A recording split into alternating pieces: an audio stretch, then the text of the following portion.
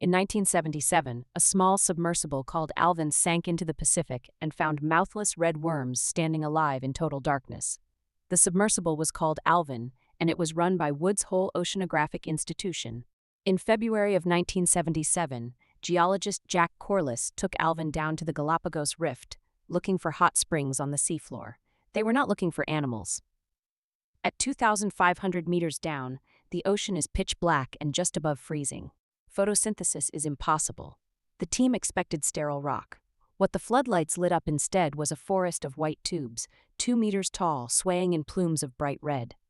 The animal was named Riftia pachyptala. Each worm lives inside a chitin tube anchored to the basalt, with only a feathered plume protruding from the top.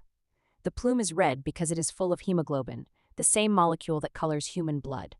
Beneath the plume, the worm has no mouth, no stomach, and no anus. Adult Riftia cannot eat in any normal sense. They have shed every organ a worm is supposed to have. Inside the body cavity, where a gut would be, there is instead a dense organ called the trophosome, packed with bacteria. The trophosome can make up more than half of the worm's body weight. Riftia can grow up to 80 centimeters in a year, the fastest of any known marine invertebrate. The bacteria are sulfur-oxidizing chemosynthetic microbes. They do something no animal can do. They pull energy out of hydrogen sulfide, a gas that is lethal to almost everything else, including humans at part per million doses. The worm's red plume is not for breathing in any ordinary way. It is a chemical filter. The hemoglobin inside it is one of the most elaborate proteins ever found, with binding sites that carry oxygen, carbon dioxide, and toxic hydrogen sulfide all at once, without the sulfide poisoning the oxygen.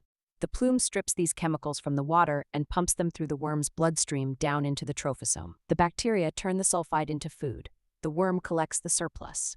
In 1981, a Harvard graduate student named Colleen Cavanaugh spoke up in a seminar and suggested exactly this mechanism.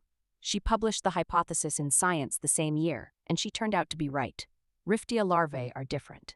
They hatch with a mouth and a small gut, drift down to a vent, and ingest the bacteria from the surrounding water.